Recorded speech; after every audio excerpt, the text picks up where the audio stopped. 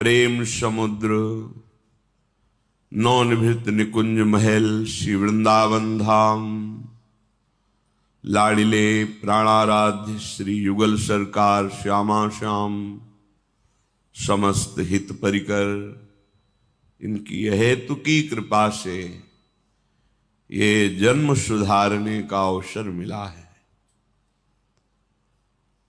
हमें जो सौभाग्य मिला है यह हमारे किसी साधन का फल नहीं है।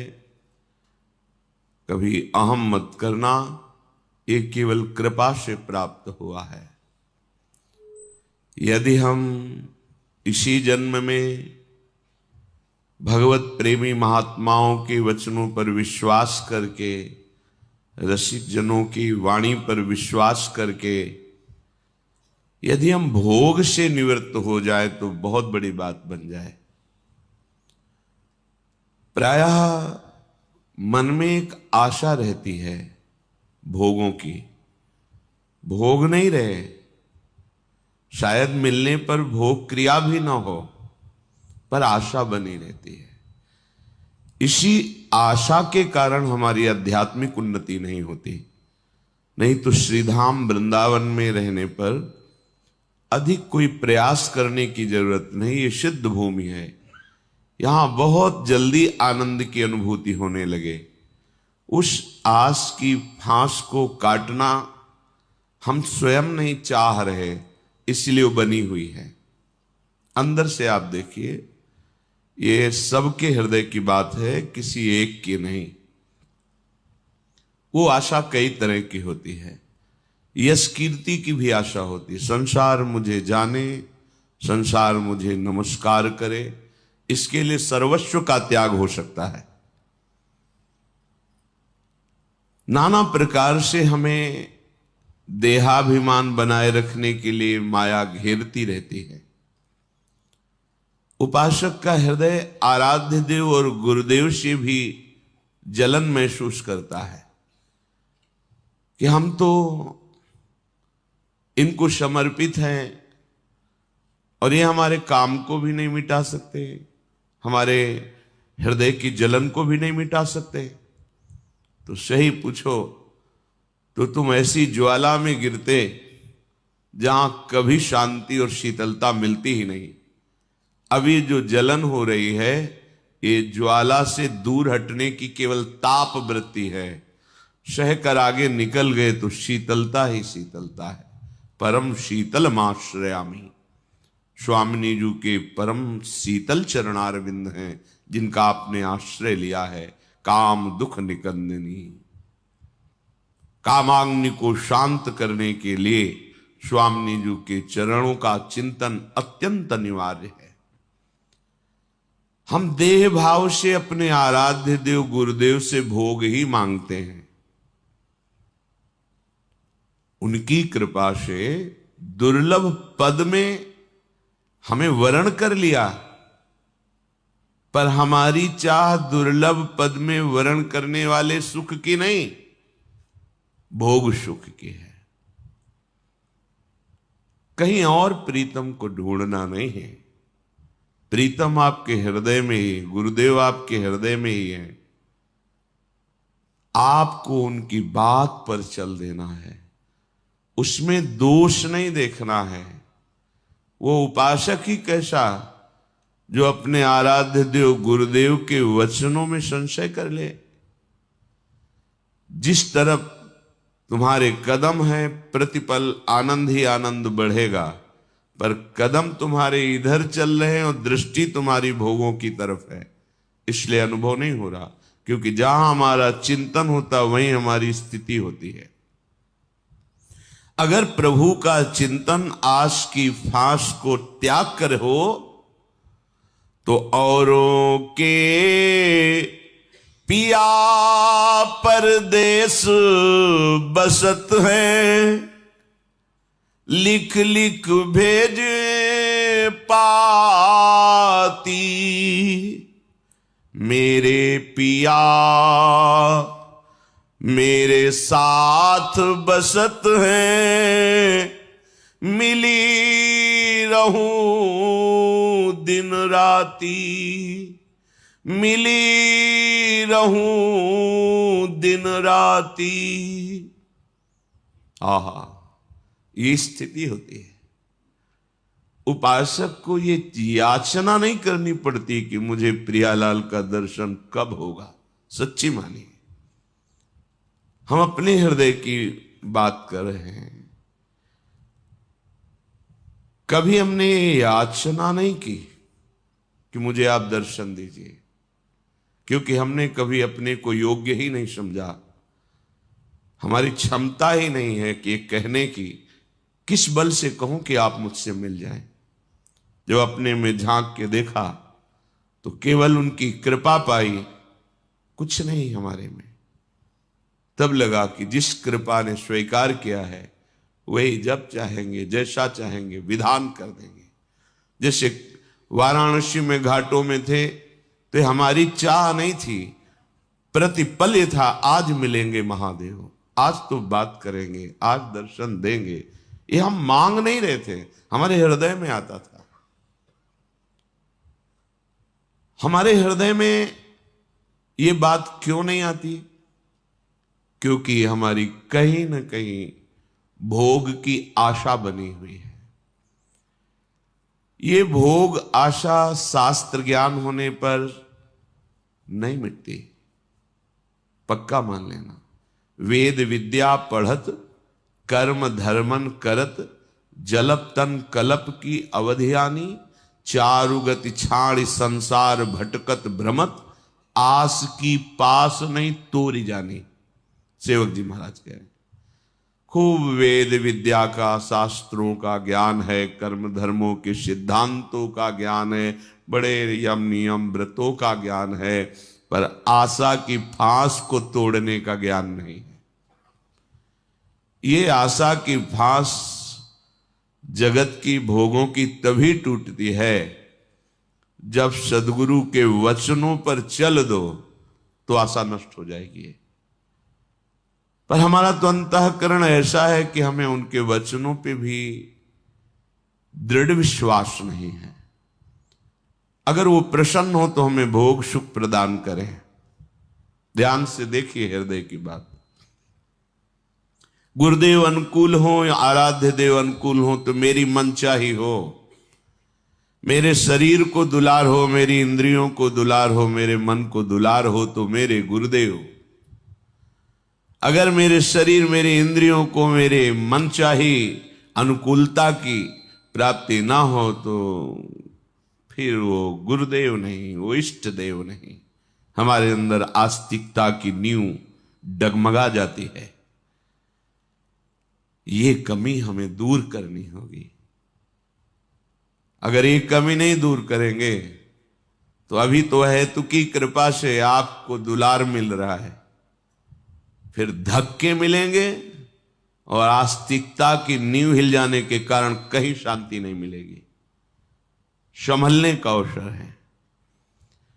प्रभु तो तुम्हें कभी छोड़ ही नहीं सकते, शरणागत हो कभी नहीं छोड़ सकते, उनका स्वभाव है।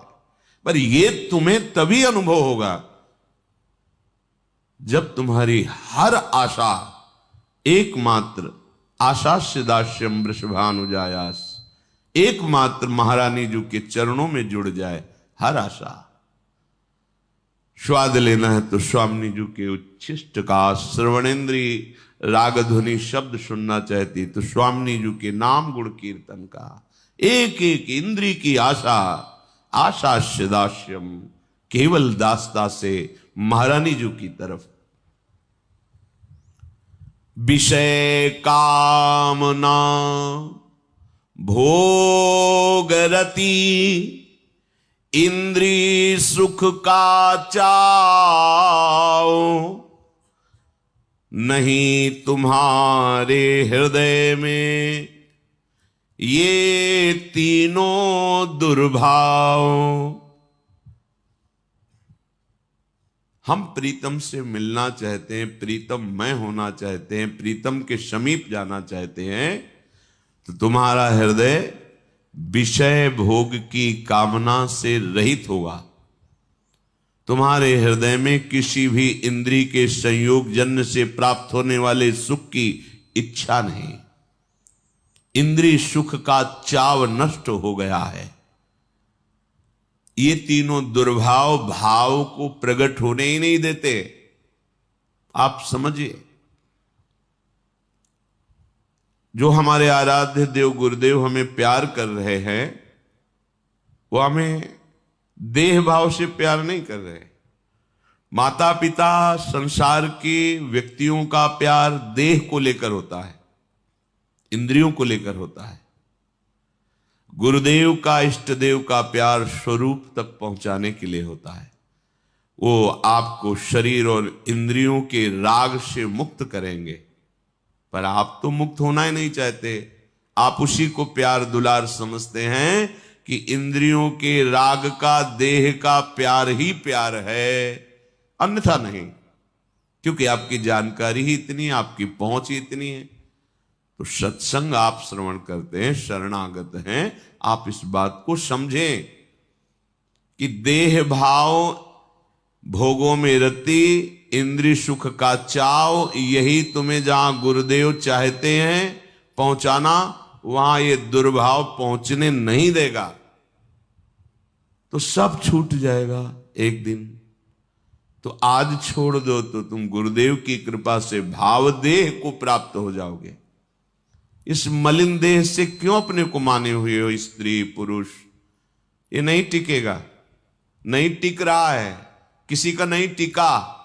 देख लो, काहे को इतनी आसक्ति और राग कि इष्ट और गुरुदेव की वाणी पर भी चलने में तुम्हें संशय लग रहा है। भगवान कह रहे हैं, विषय कामना भोग रति इंद्रिय सुख का चाव, नहीं तुम्हारे हृदय में ये तीनों दुर्भाव। इही पर के सुख भोग से तुमको सहज विराग, मेरे सुख में ही सदा पूर्ण नित्य अनुराग। तो छोड़ न सकता इसी से प्रिय तुम्हारा संग, अनुपम रस मिलता मुझे मधुर नित्य नवरंग। जब देह भाव, इंद्रिय सुख का चाव, भोगों की रति, ये तीनों दुर्भाव नष्ट हो गए, तो फिर परलोक के सुखों की भी चाह नष्ट हो जाती, स्वयं हो जाती। परलोक के सुखों की चाह नष्ट हुई तो आपकी स्थिति भगवान में, प्रभु में, आराध्य देव में, गुरुदेव मय हो गई। जो गुरुदेव की स्थिति वही आपकी स्थिति। प्रभु कह रहे, छोड़ न सकता इसी से प्रिय तुम्हारा संग, अनुपम रस मिलता मुझे मधुर नित्य नवरंग। जिस उपासक के हृदय में केवल प्रभु का सुमिरन, केवल प्रभु के सुख की चाह, प्रभु को कैसे सुख पहुंचाए, प्रभु को कैसे प्रसन्न करे, श्री कृष्ण अनुकूलेन प्रतिकूलस्य वर्जनम। प्रभु कह रहे मैं उसे छोड़ नहीं सकता, क्योंकि अब मुझे उससे रस मिलता है। समझो, रस सिंधु प्रभु उसके इस त्याग भाव को, इस अनुराग भाव को कैसा सम्मान दे रहे हैं। वो तो रसघन मोहन मूर्ति में है। वो कह रहे हैं मुझे उससे रस मिलने लगता है। फिर वो जब मेरे भाव में रंग जाती है, चाहे वो गोपी स्वरूप हो या सहचरी स्वरूप हो, तो रहता प्यारी सदा मैं बसा तुम्हारे पास, क्षण भर भी हटता नहीं करता नित्य निवास। हर स्थिति में, हर समय में सुचि आनंद निधान।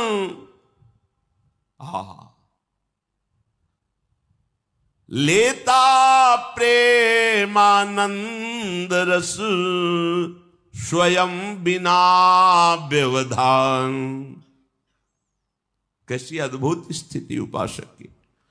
स्वयं प्रभु कह रहे हैं कि मैं उसके हृदय में बस जाता हूं।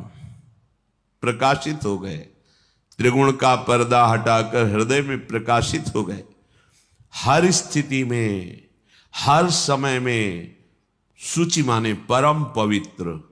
परम पवित्र आनंद कौन है? प्रेम का। हर समय सूचि पावन आनंद उसके हृदय में उमगता रहता है। और उस आनंद की उमगन आप स्वयं करके, आप स्वयं उसका रसास्वादन करते हैं। लेता प्रेमानंद रस स्वयं बिना व्यवधान। किसी बिना व्यवधान के मैं उसके इस प्रेम रस का आनंद लेता हूं। प्रेम उसके हृदय में प्रकट करके और उसका स्वाद स्वयं प्रभु लेते हैं। जैसे भक्त प्रभु को देख देख करके जीता है, ऐसे प्रभु कह रहे हैं, देख देख तुम रीझती करती मधुरस दान। तुम ही मेरी हो प्रिय, सुचितम सुख की खान। जैसे तुम मुझे देख करके अपना जीवन धारण करती हो, ऐसे मैं आपको देखकर जीवन। भगवान कह रहे मैं बिक गया हूं, अपने प्रेमियों के हाथ में बिक गया हूं। महान तपस्वी सामने दुर्वासा जी हैं, उनको विप्र कह के संबोधन करते हैं। और साधु शब्द का संबोधन अम्बरीश जी के, साधु हृदयम मह्यम। साधु मेरा हृदय और मैं उसका हृदय हूं। साधु कहां? जहां प्रेम, जहां समर्पण, किंचन मात्र कोई गर्व नहीं, कोई अभिमान नहीं, कोई आशा नहीं। तुम बिक गए तो प्रभु भी बिक गए आप में। ये यथा माम प्रपद्यन्ते, कि मैं तो बिका हुआ प्रभु का दास हूं। तो प्रभु कह रहे बिका तुम्हारे हाथ में, इन भावों के मोल तो भी ऋण न चुका सका, कैसे तुले अतोल। मैं तुम्हारे समर्पण पर, तुम्हारे भाव पर बिक गया। कैसा समर्पण? भरी सभा में दूसरे को गले लगाकर सम्मान कर रहे हैं और हमारा जीवन इनके लिए समर्पित है। हमें अपमान, तिरस्कार, सभा निष्कासित, फिर भी हमारी वृत्ति केवल उन्हीं में। आपके तो लाखों चाहने वाले हैं, पर मेरी चाह का विषय केवल आप हैं। बिक गए भगवान, बिक गए। हमारे जैसे चाह करने वाले तो असंख्यों हैं प्रभु आपके, लेकिन मेरी चाह का विषय केवल आप है, केवल आप। तो बिका तुम्हारे हाथ में, इन भावों के मोल, इन भावों के मोल। इसने अपना जीवन समर्पित कर दिया, अपनी चाह को रौंद दिया। और फिर भी मैं इसका आदर नहीं करता हूं, पर इसके मन में मेरे प्रति वही चाह, वही भाव। तो भगवान बिक गए, बिक गए। और फिर भी कह रहे मैं बिक गया तो भी मैं तुम्हारे प्रेम का ऋण नहीं चुका सकता, तो भी ऋण न चुका सका, कैसे तुले अतौल। तुम्हारा प्रेम अतौल है, सीमा रहित है। ऐसे कृपालु प्रभु हमारे हैं। यदि हम ये सब सुन करके भी अपने सच्चिदानंद प्रभु प्राणधन युगल सरकार के चरणों में सुख की चाह नहीं करते, शरीर सुख की चाह, भोगों की चाह, पद की चाह, मान प्रतिष्ठा की चाह, तो बहुत बड़ी भूल कर रहे हैं। यहां किसी की जय नहीं, किसी की पराजय नहीं, ये एक भ्रम है। यहां किसी का मान नहीं, किसी का सम्मान नहीं, एक भ्रम है, एक स्वप्न है। यहां कोई किसी को प्यार नहीं करता, कोई अपना नहीं, कोई पराया नहीं, भ्रम है। जैसे कांच के शीशे पे हमारे ही लाखों रूप दिखाई देते हैं, ऐसे एक ही सच्चिदानंद भगवान अपनी माया से समस्त रूपों में प्रकाशित हो रहा है। यहां न कोई दोस्त है, न दुश्मन है, न प्रिय है, न अप्रिय है। जब कोई स्थिति में पहुंचा तो ऐसी स्थिति आई, तो हम जिस मार्ग के पथिक हैं, हमें चाह करनी है, हमें सुख चाहिए, पर केवल प्रभु से चाहिए। बस ये बात देखनी। कहीं कहीं हमारा प्रेम ऐसा दूषित हो जाता है कि हम आपसे प्यार करते हैं तो सिर्फ आप हम ही से प्यार कीजिए। ये लौकिक है, अलौकिक नहीं है। अलौकिक प्रेम एकाकी प्रेम होता है। एकाकी प्रेम मैं आपसे करता हूं, सिर्फ आपसे, आप जैसा चाहो। आप हमारे अधीन नहीं हो, मैं आपके अधीन हूं। आपके सिवा स्वप्न में भी मन वचन कर्म से अन्य किसी का वर्ण नहीं होगा। आप हमारी तरफ देखो या कभी ना देखो, आप हमसे बोलो या कभी ना बोलो, पर हम बोलेंगे तो आपकी ही जय बोलेंगे, हम देखेंगे तो आपकी ही तरफ देखेंगे। इस प्रेम में भगवान अधीन होते हैं। हम 2-4 माला भजन कर लिए या उनके लिए कुछ, तो ऐसा लगता है कि हम एहसान कर रहे हैं। बड़ा विचित्र होता है। पर वो दोष भी ज्यादा नहीं कहा जा सकता, क्योंकि जैसे बालक है ना, मां कहती दूध पिए, नहीं पिएंगे। वो प्रलोभन देती, तुम्हें फिर खिलौना दे देंगी, या वो भय दिखाती, थप्पड़ मारेंगे, पी। तो बालक को लगता है मेरे दूध पीने से मैं एहसान कर रहा हूं मां का। बालक ही है ना, वो नहीं जानता है कि मेरी ही स्वस्थता और पुष्टता और तृप्ति के लिए ये भय और प्रलोभन दिखा करके मां अपने वात्सल्य के कारण ऐसा कर रही है। ऐसे ही मेरे भगवान, मेरे प्रभु, मेरे गुरुदेव भय और प्यार दिखा करके मुझे वो अमृत रस पान कराना चाहते हैं। हमारी एक बालक की जैसी दशा है। नहीं, ये हटाओ, विवेक से चलो, विवेकवान बनो। अभी समय है, आपको सुनने को मिल रहा है। एक समय लिख लो कागज में, ऐसा आएगा सत्य मार्ग सुनने को नहीं मिलेगा। चलने का उत्साह तो तब होना जब पता हो, सत्य मार्ग सुनने को नहीं मिलेगा। आगे शास्त्रों में भी वर्णन है, जैसे जैसे कलिकाल बढ़ेगा सत्य मार्ग श्रवण में भी नहीं आएगा।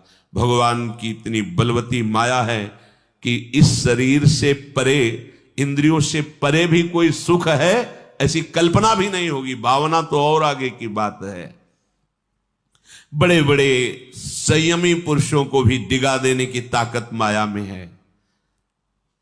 एक वही उर्वशी जिसे देख करके विभांडक ऋषि का अमोघ वीर स्खलित हो जाता है, और वही उर्वशी स्वयं सेवा के लिए उपस्थित है। गांडीव धनुषधारी अर्जुन भगवान श्री कृष्ण की सखा, एक वृत्ति भी दूषित नहीं हुई, बलिहार। एक तरफ महान तपस्या से अमोघ ब्रह्मचर्य धारण करने वाला महात्मा, और एक तरफ द्रौपदी जी के पति, सुभद्रा जी के पति, नाग कन्या उलूपी के पति, बभ्रुवाहन के पिता, चित्रांगदा के पति अर्जुन जी। ऐसा नहीं कि विषय सेवन नहीं किया, उनके सामने उर्वशी सेवा में उपस्थित होती है, एक वृत्ति भी दूषित नहीं हुई। ये किसका बल है? ये श्री कृष्ण बल है। ये तपस्या बल नहीं, ये श्री कृष्ण बल है। विभांडक ऋषि जो अमोघ वीर उनका, वो एक मृगी पी गई। ये तो मृगी है। शरद्वान का अप्सरा के दर्शन से सब जब वीरपात हुआ तो मूंज में गिरा, उसके 2 भाग हो गए। तो वही परम पावन, वहां कोई गर्भाशय नहीं है, कोई ऐसी जगह नहीं है जहां गर्भ पले, लेकिन अमोघ वीर का यही स्वरूप होता है। तत्काल एक कन्या और एक पुत्र, जो कृपाचार्य और कृपी के रूप, ये महापुरुषों का जो वीर स्खलित होता है भगवान के विधान में होता है। क्योंकि सृष्टि में ऐसे परम पावन महापुरुषों का प्रादुर्भाव वो मृगी गर्भ प्रकट करके पधार गई। एक सींग और बहुत ही तेजस्वी बालक जिसका नाम ऋष्यशृंग, कल जिनकी चर्चा चल रही थी, उन्होंने अपने पिता के सिवा किसी को देखा ही नहीं।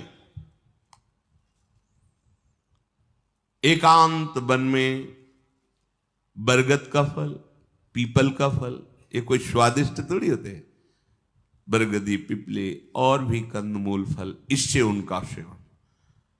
यौवन अवस्था हुई, भयंकर तपस्या में रत, कोई विक्षेप ही नहीं, देखा ही नहीं, पिता के सिवा किसी पुरुष को ही नहीं देखा। स्त्री की तो बात जाने दो, भगवान व्यास देव जी स्वयं श्री कृष्ण स्वरूप हैं, श्री कृष्ण द्वैपायन भगवान व्यास देव जी त्रिकालदर्शी भगवान ही है, किसी पुरुष को ही नहीं देखा।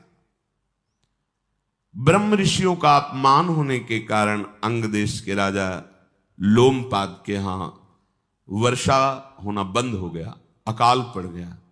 उन्होंने ब्राह्मणों को बुलाया और कहा, क्या हमसे गलती हो गई जो हमारे राज्य में ऐसी अव्यवस्था हो गई, देवता वर्षा ही नहीं कर रहे। जब अधर्म बढ़ने लगता है तो विपरीत दशाएं आने लगती हैं, संक्रामक रोगों की बढ़ती। जब वर्षा नहीं होनी चाहिए तब वर्षा होना, जब होनी चाहिए तब नहीं होना। पकी फसल है, वर्षा, ओले सब नष्ट हो गई।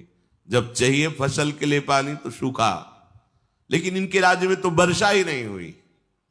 तो ब्राह्मणों ने कहा, आपका ब्रह्म ऋषियों का अपराध बन गया है, अब कोई डरता ही नहीं है। किसी भी ग्रंथ की कोई भी बात को लेकर अवहेलना कर देना, किसी भी ऋषि को पक्षपात में सम्मिलित करके उनकी निंदा कर देना। महापुरुष जन किसी पक्षपात में नहीं होते, किसी जातिवाद में नहीं होते। वो समदर्शी महात्मा जो लिखते हैं तुम्हारे कल्याण के लिए लिखते हैं। अगर उनकी बात तुम मान लो और चल दो तो तुम ऐसी ऊंचाई पे पहुंचोगे कि जहां से वो लिखा है वो बात तुम्हें सत्य समझ में आएगी। पर ऐसी नीचाई पे खड़े हो, इतना मलिन हृदय कि तुम ऐसे महापुरुषों का जो समदर्शी भगवान के तुल्य है, उनके वचनों पर भी अपनी जो मंद बुद्धि है उससे उनमें पक्ष धारण करने वाली बात देखते हो कि ये तो जाति पक्ष कह रहे हैं, ये तो गुण पक्ष कह रहे हैं। ये तो वो जाति पक्ष गुण पक्ष नहीं। जैसे औषधि कैसे बनती है अगर आप देखो तो फिर पता चलेगा, लेकिन हम उसे औषधि मानकर ग्रहण करते हैं तो रोग दूर हो जाता है। ऐसे ही सच्चिदानंद परमात्मा ही सब रूपों में दूसरा नहीं। पर यह बात तभी जानोगे जब अपने धर्म के अनुसार चलोगे, अपनी गुण धर्म, अपनी धर्म की वृत्ति से आगे बढ़ोगे तो देह भाव रहित होगे, तब आप जान पाओगे। तो कहीं ना कहीं बड़े बड़े से भी ऐसी गलतियां हो जाती हैं। तो शायद ऐसा ही लोमपाद जी से गलती हो गई, ब्रह्म ऋषियों का अपराध बन गया और उनके राज्य में वर्षा नहीं हुई। तब ब्रह्म ऋषियों ने ही विचार करके कहा कि ये अपराध तभी दूर हो सकता है, इस समय भूमंडल पर सबसे चढ़े बढ़े तपस्वियों में ऋष्यशृंग हैं, श्रृंगी ऋषि। कोई अन्य चिंतन ही नहीं, देखा ही नहीं कभी किसी को। जब देखा ही नहीं तो चिंतन क्या होगा। जो मृगी थी वो जन्म देते ही पधार गई, किसी को नहीं देख, केवल पिता विभांडक ऋषि को। ब्रह्म ऋषियों ने कहा यदि श्रृंगी ऋषि को बुलाया जाए और वो इस सिंहासन पर विराजमान हो जाए तो अभी इंद्र वर्षा कर देंगे, अपराध क्षमा हो जाएगा। और आपकी पुत्री शांता है, उनसे ब्याह कर दिया जाए तो आपका पावन यश होगा। पर उनको आकर्षित कैसे किया जाए, वो तो जानते ही नहीं संसार को। तो राजा ने एक दरबार की वैश्या को बुलाया जो नृत्य गान कला की सेवा करती थी, शरीर धर्म से पवित्र, बस नृत्य गान की कला में प्रवीण, और वहां से भेंट मिलती थी। राजाओं की तरह राजोचित सुख में वो जी रही थी। उसको आदेश किया कि आप अपने परिकर को लेकर ऋष्यशृंग को लुभाइए, उनके अंदर कामना जागृत कीजिए और फिर उनको राज्य में लाइए। डर गई वो कि ऐसे महापुरुष का अपराध मुझे भस्म कर देगा, पर डर लगा कि अगर ना कहती हूं तो राजा मृत्युदंड दे देंगे, दोनों तरफ मरना है, तो उचित यही है कि ऋषि की दृष्टि से मरें। और अगर सफल हो गई तब तो पूरा जीवन आनंद रहेगा, राजा अनुकूल रहेंगे। बहुत सी नवयुवतियों को उसने शिक्षा प्रदान की। ऋषियों के साथ कैसे वार्ता की जाती है, कैसे सामने जाया जाता है, कैसे उनको प्रणाम किया जाता है, क्योंकि राज दरबार की नृत्यांगना और ऋषियों के समीप जाना। राजा से कहा हमारे अनुकूल व्यवस्था कीजिए, उनका जो तुम्हें चाहिए बोल दीजिए, सब व्यवस्था। तो 16 कोस की एक नाव तैयार की गई, उसमें सब कृत्रिम बेल, कृत्रिम पौधे, कृत्रिम कुटिया, पूरा जैसे आश्रम। जब तैयार हो गया तो बहुत दूर नाव रखी गई। गुप्तचरों से पता लगाया गया कि विभांडक ऋषि आश्रम में कब बाहर निकलते हैं। पता चला कि एक सप्ताह में वो कंदमूल फल लेने जाते हैं और उसी सप्ताह भर फिर इसके बाद वो उसका निरंतर भजन करते। जब दूसरा सप्ताह लगता है फिर वो जाते हैं। तो सूचना मिली गुप्तचर से कि अभी अभी निकले हैं फल मूल लाने के लिए। तो उसी वृद्धावस्था की बहुत विवेकपूर्ण चतुर नवयुवती, उसको पूर्ण शिक्षा दी गई थी। वो सात्विक वेश धारण करके ऋष्यशृंग के पास पहुंची। ऋष्यशृंग ने देखा कोई ऋषि पधारे हैं, वो जानते ही नहीं थे। उठकर खड़े हो गए, वो कांप गए। दर्शन मात्र से का कोई अपराध न बन जाए कहीं, भयभीत है अंदर से, पर बाहर से मुस्कुरा के समीप पहुंची और कहा आप कुशल से हैं? आपको वन में कंदमूल फल पर्याप्त मिल जाता है? आपके इस आश्रम में और कोई रहता है? मैं सिर्फ आपके दर्शन करने के लिए यहां आई हूं। ऋष्यशृंग बोले ब्राह्मण, मैं और मेरे पिताश्री रहते हैं, पिताजी तो कंदमूल फल लाने गए, मैं अकेले यहां हूं। पर आप जैसे प्रकाशित हो रहे हैं वैसे मैंने कभी ऋषि नहीं देखे। मेरा पाद्य अर्घ एवं प्रणाम स्वीकार कीजिए। कुशासन बिछाया, इस पर विराजिए और ये बताने की कृपा करें कि आपका आश्रम कहां है, आपका नाम क्या है और ऐसे सुंदर ऋषि किस देश में रहते हैं। वो युवती बोली मेरा पास में ही बहुत बड़ा आश्रम है, तुम कभी गए नहीं हो इसलिए जानते नहीं हो। 3 योजन की दूरी पर मेरा आश्रम स्थित है। मैं दूसरे धर्म का हूं, तुम्हारे धर्म के अनुसार मैं नहीं चलता हूं। मेरे धर्म में तुमसे प्रणाम करवाना नहीं, प्रणाम नहीं करना, पाद्य अर्घ ये सब नहीं, ये मेरा नियम है।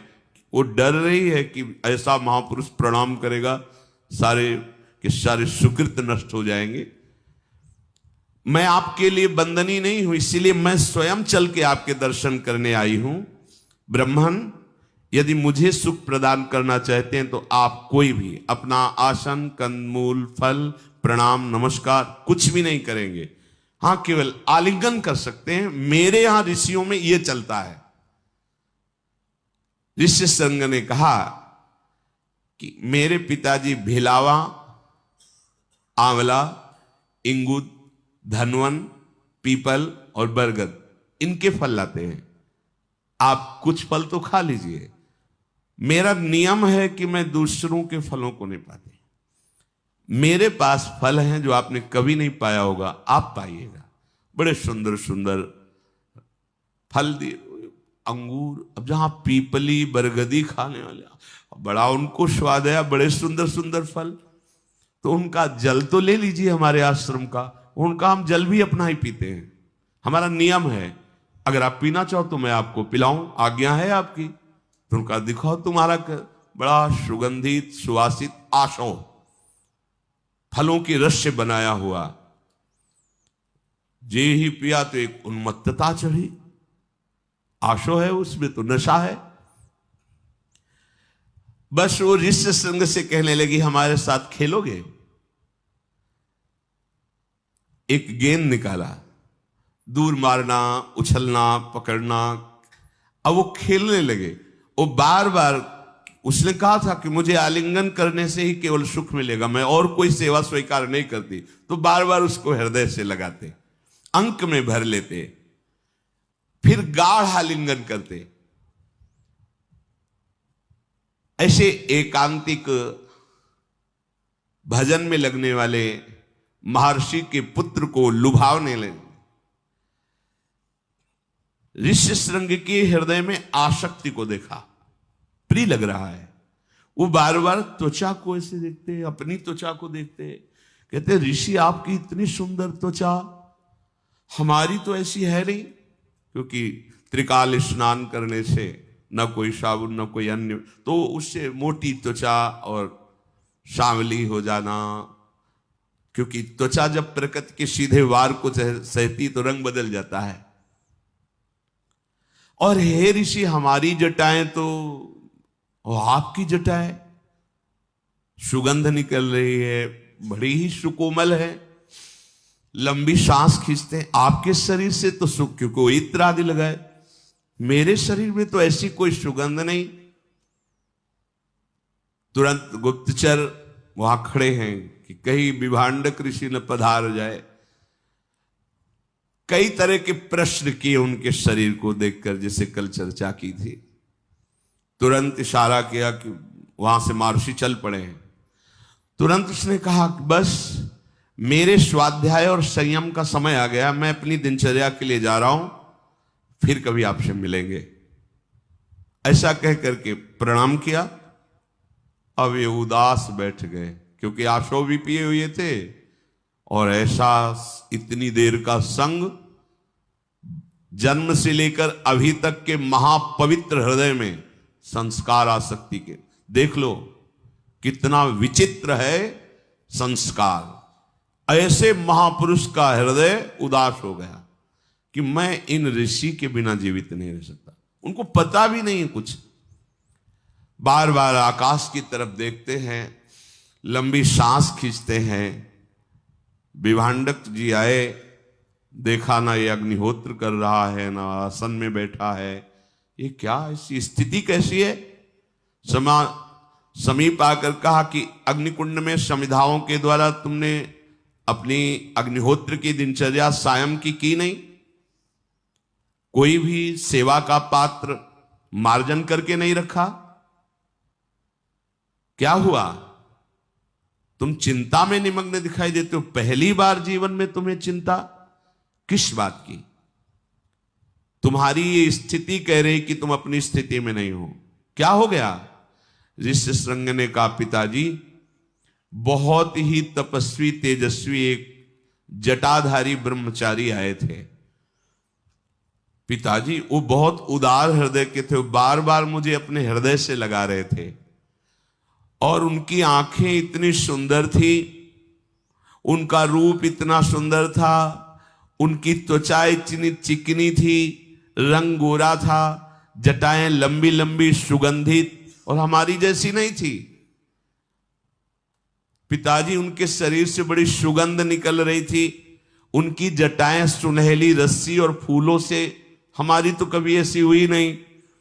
उनके गले में एक ऐसा था, वो कंठार धारण की थी, बिजली सा चमक रहा था और उनकी छाती पे 2 फल लगे हुए थे। विभांडक ऋषि आश्चर्यचकित हो गए, ये कैसे हो गया? मेरा भय किसी को नहीं लगा और कोई आकर मेरे निर्मल पुत्र के हृदय में ऐसी भावना। पिताजी मुझे उनकी याद आ रही है, मैं विकल हो रहा हूं उनके चिंतन में।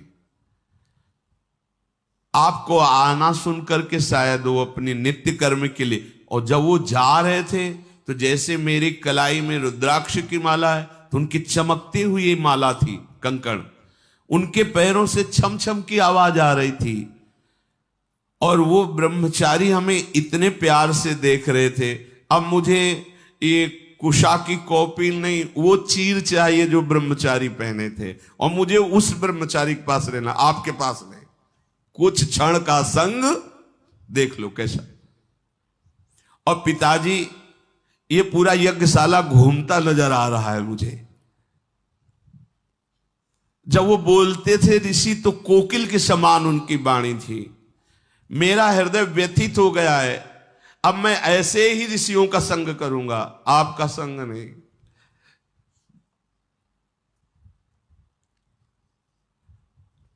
चारों ओर जब वो ऋषि घूम रहे थे तो उनको देख करके मेरे हृदय में एक अद्भुत आनंद उमड़ रहा था।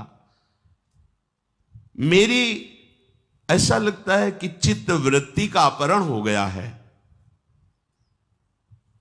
बार बार मेरे शरीर को उन्होंने दबाया, हृदय से लगाया, और पिताजी उनके मुख से सुगंध निकल रही थी। मेरे दिए हुए ना अर्घ्य स्वीकार किए, न पाद्य ना फल, उन्होंने मुझे फल पवाया, ऐसा रस पिलाया, वैसा रस हमने कभी नहीं पिया, वैसे फल हमने कभी नहीं खाए। वो किसी देवलोक से आए होंगे, भूतल के तो ऋषि है नहीं। पिताजी मुझे उस आश्रम में ले चलो जहां ऐसे ऋषि रहते हैं। मैं अचेत हो रहा हूं, मैं उनको पुनः देखना चाहता हूं। विभांडक ने कहा, सावधान, तुम्हें पता नहीं, जैसा तुमने वर्णन किया उसके अनुसार ये कोई राक्षसी माया है जो ऐसे पराक्रमी ब्रह्म ऋषियों को भ्रष्ट करने के लिए कोई भी रूप धारण करके आती है। तुम्हारे जैसे ऋषि मुनियों को सदा परास्त करने के लिए वो कोई न कोई उपाय खोजते रहते हैं।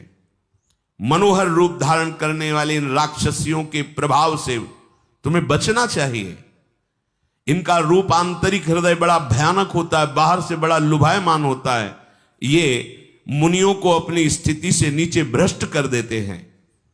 जो साधु पुरुष को उत्तम लोकों की प्राप्ति होती है, जो मुनि मन को संयम रख करके अपनी साधना में लगते हैं, ये पापाचारी हृदय वाले मोहक रूप रखकर वो पापाचार में निमग्न करने के लिए उस तपस्वी के समीप आते हैं। इसलिए आंख उठा के भी ऐसों की तरफ नहीं देखना चाहिए। जिसे तुम जल समझते हो, मैं समझ गया वो मद्य था, आशो था। ये पापजनक है, अपेय है, ऋषियों को कभी स्पर्श नहीं करना चाहिए। ओहो, उस दुष्टा ने तुम्हारे धर्म को भ्रष्ट करने के लिए तुम्हें वो पेय पिलाया। बेटा, कभी कोई ब्रह्मचारी ऋषि मुनि सुगंधित द्रव्य नहीं लगा सकता, मालाएं नहीं पहन सकता, हार नहीं पहन सकता।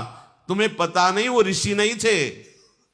ऐसी वस्तुएं तो माया ग्रसित ये राक्षसी स्वभाव वाले ही धारण करते हैं। मजराज विभांडक मुनि ने, आज के बाद कभी ऐसा ऋषि आवे हमारी अनुपस्थिति में तो आश्रम में प्रवेश मत होने देना, मत मिलना। इसके बाद विभांडक मुनि जल तैयार किया, मंत्र से उसको पवित्र करके कहा, पान करो, तुम्हारा हृदय पवित्र हो गया उसके संग से, उस पान से। और फिर उनको देव आराधना में, अब उनका पवित्र जल तो पी लिया, पर एक क्षण का कुसंग पूरे जीवन को नष्ट कर सकता है। इसीलिए गोस्वामी जी ने कहा, बरु भल बास नरक करताता, दुष्ट संग जनी देव विधाता। एक हफ्ता हुआ, फल संपन्न हो गए, सावधान करके गए, कोई भी आए आश्रम में मत आने देना, किसी को स्पर्श मत करना, किसी से मिलना नहीं। गुप्तचर तुरंत सूचनावादी महर्षि निकले फल लाने के लिए। ओ बड़ी तीव्र गति से आई कि हो सकता है आज जल्दी वापस हो। जे भी ऋषि संघ ने देखा कि वो ऋषि पधारे, सब भूल गए कि पिताजी ने क्या क्या नियम दिए थे। दौड़ पड़े और दौड़ के जाकर गले से लग गए और कहा, मेरे पिताजी जब तक न लौटाए तब तक भाग चलो। ये देखो, भगा लिया। अब वो कुछ नहीं बोल रहे, वो स्वयं कह रहे हैं, जब तक मेरे ऋषि पिताजी वापस लौट के ना आए, हे ऋषिवर तुम भाग चलो, जहां तुम्हारे जैसे ऋषि रहते, मुझे उस आश्रम में ले चलो। महान तपस्वी परम ब्रह्मचारी ऋषि संघ को अपने हाव भाव कटाक्ष से लुभायमान करती हुई वैश्या ले गई और नाव ऐसे लगाई गई थी कि भूमि घास नाव बिल्कुल एक जैसी, लगी नहीं रही कि नाव है, ये मेरा आश्रम है। इतना लंबा नाव, इतनी बहुत, और शास्त्रों नौ युवतियां सब निकल रही वैसे, ओ ऐसे, बस इन्हीं ऋषियों के बीच में तुम्हें रहना। वो बड़े आनंदित थे, इशारा किया नाव चलाओ, वहां से नाव खोल दी गई। भांति भांति के गान वाद्य नृत्य मनोरंजन आदि करते हुए, अब उनको तो लग रहा मैं ऋषियों के बीच में बैठा हो। नाविक बड़ी सावधानी से उस नौका को, जहां जिस नगर में राजमहल था अंगराज के, वहां समीप की नदी पे ले गए, वहां से उनको उतारा और वही वैश्या कह रही, हम सबके गुरु हैं श्रेष्ठ ऋषि, मैं आपको उनसे मिलाती हूं, जो महाराज की पुत्री शांता, वैसे ये महाराज दशरथ चक्रवर्ती सम्राट भगवान श्री राम की ये बहन है। यही कन्या कल चर्चा की थी कि आपस में मित्रता में कहा था जिसके पहली संतान होगी वो देगी, तो वो कन्या इधर आई हुई थी। इन्होंने ही पुत्रष्टि यज्ञ ऋष्य श्रृंग ने ही करवाई थी, जिससे भगवान राम लक्ष्मण भरत शत्रुघ्न प्रकट। कितने महिमामय ऋषि शांता को मिला। ये हमारे सब ऋषियों के गुरु हैं। आलिंगन करो, और भोले भायल एकदम सीधे सरल। महल में हमारे ये ऋषि महल में रहते हैं, महल में उनको ले गए। और समस्त कलाओं में प्रवीण युवतियों ने, बस हमारे यहां की पद्धति है कि तुम इनको माला डालो, तुम इनको माला डालो, पाणी ग्रहण मंत्र वो कुछ जानते हैं। इसके बाद सिंहासन पर, जे ही सिंहासन पर श्रृंगी ऋषि बैठे, अद्भुत वर्षा, सब निहाल हो गए क्योंकि अकाल पड़ा हुआ था। लोमपाद जी की कामना पूरी हुई, बड़े आनंद। अब भय लगा कि महर्षि जब आश्रम में आएंगे और देखेंगे कि नहीं है, तब ध्यान के द्वारा देखेंगे, जानेंगे, पूरे राज्य को भस्म कर देंगे। पूरे राज्य में ऐलान कर दिया, हर नगर गांव गौशाला खेत जहां भी किसी से विमांडक ऋषि पूछे, क्योंकि उनको पता चले कि किस राज्य की सीमा में कहां तक, सबको यही बोलना है हमारे यहां के महाराज श्रृंगी ऋषि हैं, ये सब वैभव ऋषि श्रृंग का, हम सब उनके दास, तभी बच सकते हो। ऋषियों ने सलाह दी, पूरे राज्य में घोषणा करा दी गई। कोई भी ये नहीं बोलेगा कि ये राजा का है, यही बोलना है कि सब श्रृंगी ऋषि का है। विमांडक मुनि आश्रम में आए, देखा पुत्र नहीं, समझ गए कि अपहरण हो गया मेरे पुत्र का। वहां से क्रोधित होकर कि आज ऐसा दंड निर्धारित करूंगा कि किसी को हिम्मत नहीं पड़ेगी ऋषियों के आश्रम में प्रवेश करने की। आगे बढ़े तो देखा कि बहुत से गाय को चराने वाले ग्वाले हजारों शास्त्रों गायों को चरा रहे थे। किस राज्य की ये गायें हैं, इन गायों का स्वामी कौन है? तो उनका अंग देश की ये गायें हैं और यहां के स्वामी का नाम ऋष्य श्रृंग है। वो तो मेरे पुत्र का नाम है। हाँ महर्षि, वो सिंहासन पर विराजमान है। अब कैसे कुछ कर सकते हैं, अपने पुत्र के वैभव कैसे नष्ट कर सकते? जिस से पूछा सबने उनको यही उत्तर दिया, हम अपने महाराज ऋष्य श्रृंग की आज्ञा से ऐसा कर रहे हैं, ऐसा कर रहे हैं, उन्हीं का सब कुछ है। प्रचंड कोप उनके हृदय में था। थके हुए, पुत्र का वियोग और क्रोध, तीनों उनका कांप रहा था शरीर उनका।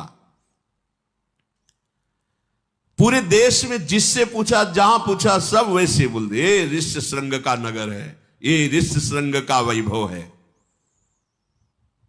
क्रोध शांत हुआ। सीधे दरबार में गए तो देखा सिंहासन में शांता के साथ विराजमान ऋष्य श्रृंग। प्रसन्न हो गए। चलो, भगवान की ऐसी इच्छा थी। अंगराज को बुलाया और कहा, आप डरने की बात नहीं है, मेरा क्रोध शांत हो चुका है।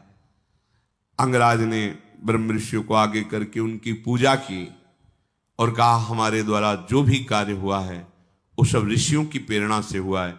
मैंने स्वतंत्र रूप से कोई भी अधर्म कार्य नहीं किया है। उन्होंने कहा, बोलने की जरूरत नहीं, मैं अपने पुत्र और बहू को देखकर प्रसन्न हो गया हूं। बिजली की तरह कांति थी शांता जी की और तेजस्वी मूर्तिमान जैसे अग्नि की ज्वाला, ऐसे श्रृंगी ऋषि थे। मेरे पुत्र के अधिकार में ग्राम घोष नगर पूरा राज्य, मैं प्रसन्न हूं। महर्षि ने पुत्र के समीप जाकर कहा, बेटा ये तुम्हारी पत्नी हुई है और गृहस्थ धर्म है पुत्र प्रकट करना, तो तुम्हारे जब पुत्र प्रकट हो जाए तब पुनः आश्रम में आ जाना और वैसी ही भावना से भजन करना। भगवान की ऐसी ही इच्छा थी, ऐसा उनको आदेश किया। ऋष्यशृंग ने पिताजी की आज्ञा का अक्षरशः पालन किया। महाराज तो वन को चले गए और ऋष्यशृंग महल में रह करके शांता के साथ सुखपूर्वक रहने लगे। तो महाराज लोमश जी युधिष्ठिर जी को बता रहे, ये वही पुण्य आश्रम है जिसमें ऋष्यशृंग रहते थे। ये कुंड है, इसमें स्नान करने से समस्त पाप नष्ट हो जाते हैं, हृदय शुद्ध होता है, आप स्नान कीजिए।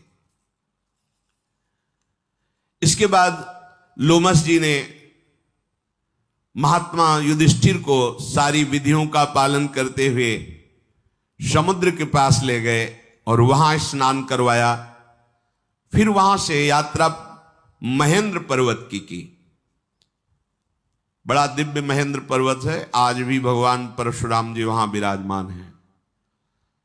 पर्वत पर पहुंचे तो रात्रि का समय हो गया था और बहुत से ऋषि मुनि पहले से वहां इंतजार में थे भगवान परशुराम जी के दर्शन के लिए। लोमश जी ने युधिष्ठिर से कहा, जितने महात्मा हैं, भृगु जी, अंगिरा जी, वशिष्ठ जी, कश्यप गोत्र के और भी बड़े ब्रह्म ऋषि, ये सब भगवान परशुराम जी के दर्शन करने के लिए आए हैं। युधिष्ठिर ने हाथ जोड़कर सब ऋषियों को प्रणाम किया।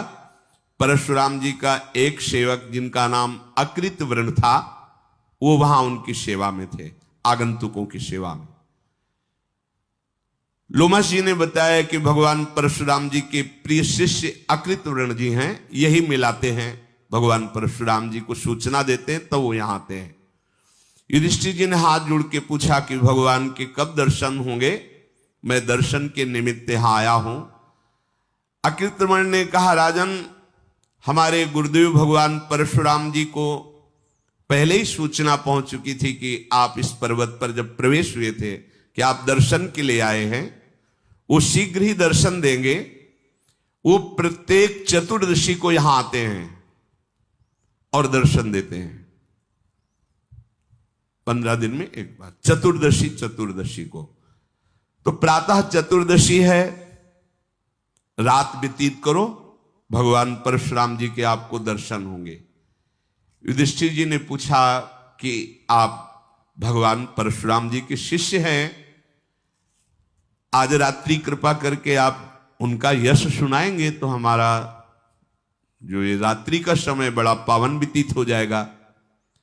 अकृतवर्ण ने कहा, भरत कुल भूषण, हमारे गुरुदेव भगवान परशुराम की बड़ी पावन कथा है। पांडुनंदन भगवान परशुराम जी ने शास्त्रार्जुन नाम से प्रसिद्ध है राज कार्तवीर का वध किया था, उसके 1000 भुजाएं थी। सबसे बड़ी बात कि उसको संग मिला था दत्तात्रेय जी का। दत्तात्रेय जी उसकी सेवा से बहुत प्रसन्न हुए थे। एक विमान दिया था तो दिव्य रत्नों से जटित स्वर्ण का था और उस विमान से वो कहीं भी जा सकता था, कहीं भी। सेवा के बल से आशीर्वाद और विमान प्राप्त करने के कारण वो मतवाला हो गया। यहां सुधार होना चाहिए।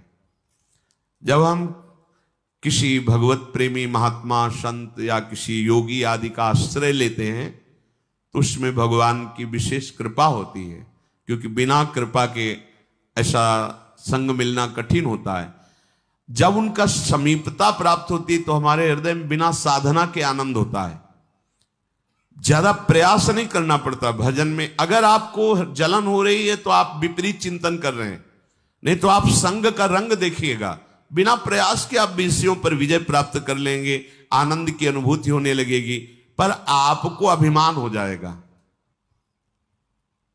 यहां सुधार, इसीलिए गोस्वामी जी ने कहा, गुरुपद पंकज सेवा तीसरी भक्ति अमान। गुरुदेव के पास, महापुरुषों के पास अमान होके रहना अत्यंत आवश्यक है। नहीं तो आपकी साधना जहां अच्छी से हुई तो आपको लगने लगेगा कि किसी की जरूरत क्या है, मेरा भजन कहीं भी कर लेंगे। आदि आदि कई तरह की बातें आने लगेंगी, जिससे फिर आपका जो भजन है वो विपरीत दिशा की तरफ होने लगेगा, अर्थात चिंतन फिर अहंकार के कारण संसारिक होने लगे, फिर पतन हो जाएगा। इतने बड़े महापुरुष दत्तात्रेय जी जैसे अवधूत की सेवा करके उनको प्रसन्न कर लेना, एक दिव्य विमान प्राप्त किया, अपरिमित 88,000 वर्ष तक जवान रहकर विषयों का भोग किया है, 88,000 वर्ष तक। अब उसको अभिमान हो गया, बस यही सुधार होना चाहिए। प्राय ऐसा ही देखा गया, गुरुजनों की हेतु की कृपा, तो फिर ये लगने लगता है कि मेरे से ये सुरक्षित हो, मेरे से ये चल रहे, ये भ्रम हो जाता है। नहीं भाई, तुम सुरक्षित उनसे हो। जब कभी हम कहते कि भ्रम मत करो, भ्रम मत करो कि हम लोगों से गुरुदेव सुरक्षित हैं, हम लोग गुरुदेव को सुख पहुंचा रहे हैं, ऐसा भ्रम मत करो।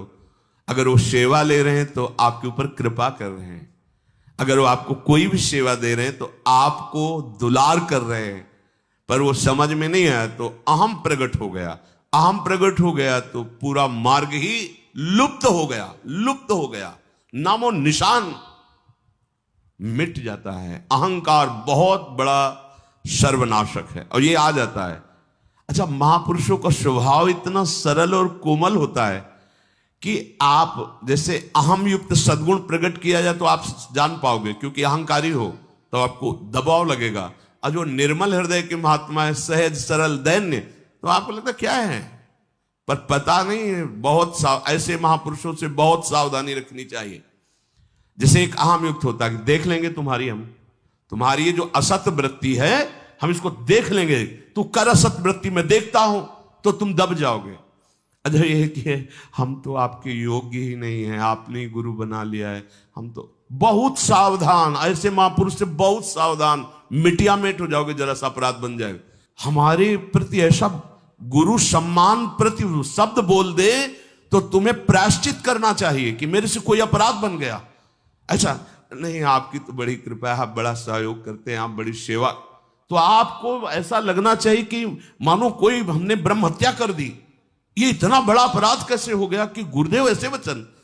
तब सुखी होने देखते हैं, तू जाके दिखा बोला असत मार्ग में, देखे कैसे तू चलता है, तो तुम्हें नाच पड़ना चाहिए, बल गया, अब माया परास्त नहीं कर सकती, मेरे ऊपर नजर है। पर महापुरुष बड़े सुहृद और बड़े दयालु और बड़े दैन्य होते हैं, तो हम अहंकारी उनके इस भाव को समझ नहीं पाते, उनकी सहज दैन्यता को नहीं समझ पाते। अब इसको इतना अहंकार हो गया कि दत्तात्रेय जी का आशीर्वाद, दिव्य विमान, भारी बल, वो प्रभाव से शक्तिमान हो। ये बहुत, किसी भी महापुरुष के समीप यदि कृपा का अनुभव हो रहा हो तो जैसे जैसे कृपा अनुभव वैसे से दैन्य होते जाओ, उनकी निरपेक्षता बढ़ेगी और तुम्हारी आसक्ति बढ़नी चाहिए। हम लोग क्या सोचते हैं कि इतनी सेवा करते हैं, एक बार भी दुलार नहीं करते हमें, दूसरा आया तो हंस के बात करते हैं, दूसरा आया तो माला पहना दिया, रात दिन आज्ञा में कभी एक बार मुड़ के भी पीछे नहीं देखते हैं। बात सावधानी की समझ लेना, आंखों से देखना ही देखना नहीं होता, हृदय का देखना होता है। वो हृदय दृष्टि से तुम्हें देखते हैं, ये बाह्य दृष्टि वाले, इसलिए इनको बाह्य दृष्टि देते हैं, तुम हृदयस्थ हो। और दूसरी बात, जब आप में अधिक अपनापन हो जाएगा तो फिर ये सब बंद हो जाता है, माला पहनाना, ये प्रसाद, ये सब बंद हो जाता है। भूख लगी, प्रसाद पालो जाके, कपड़ा फट गया, कपड़ा ले लीजिए, खत्म। कैसे हो आप, सुख, ये सब व्यवहार नहीं होता। मतलब मैं और आप अब दो नहीं रह गए। सोचो किस पदवी पे पहुंच रहे हो। पर अज्ञानी अहंकारी जी ये सोचता है, ये अभी आए हैं, इनके सामने हाथ जोड़ेंगे, ऐसे करेंगे और इनसे मुस्कुराएंगे, सेवा में लगे, एक बार भी मुस्कुराहट नहीं, एक बार भी नहीं देखना। इसलिए नहीं देखना कि तुम हमारे हृदय हो, तुम बाहर नहीं हो, तुम हमारे हृदय हो, पर वो समझ में नहीं आता। भगवान शंकर इतने कृपाल हुए कि दक्ष की प्रार्थना पर उनकी पुत्री सती को स्वीकार करके अर्धांग में वास दिया। और जब प्रजापति पद पर वरण हुआ दक्ष का, तो सभा में आए तो बड़ा पद है प्रजापति। प्रजापति पद भगवान ब्रह्मा जी का, उसी के समान है ये पद।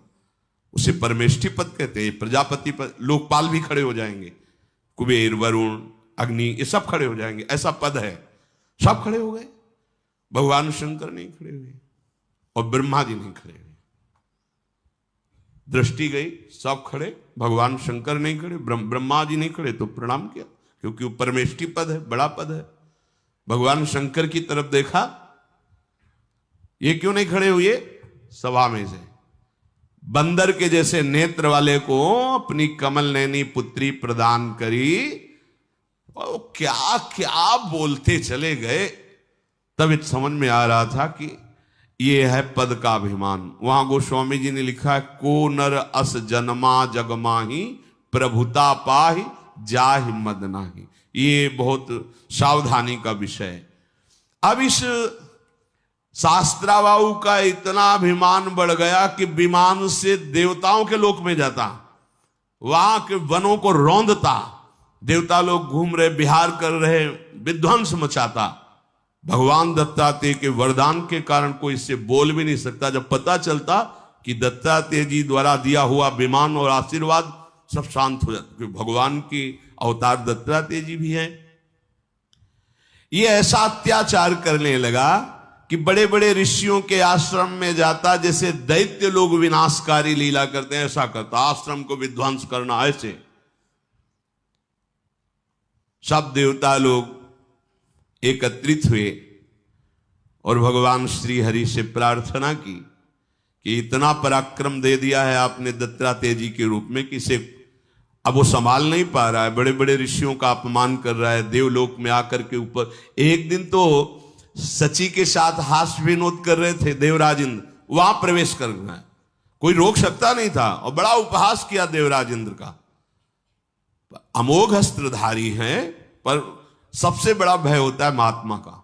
सबको भय था कि भगवान दत्तात्रेय जी का कृपा पात्र है, कहीं इससे कोई विरोध करे तो उधर ना विरोध हो जाए। जैसे आपको कोई, हम अपने लोगों को कोई आदर कर रहा है तो महारानी जी के कारण कर रहा है, अपना कोई बल नहीं।